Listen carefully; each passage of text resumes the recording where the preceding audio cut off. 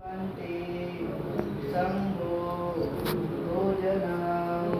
सह पानीयं परिकल्पितं अनुकम्पा उपाध्याय परिगृह्णातु उत्तमं साधु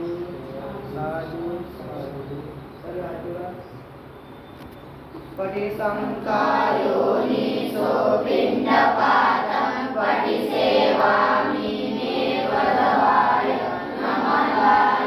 नमण्डनाय नमिकुशनाय यावदेव विमस्तकाय सविद्यायापनाय विधिं सुपरतिया ब्रह्मचर्यानुगाय इति पुराणं च वेदना पठियं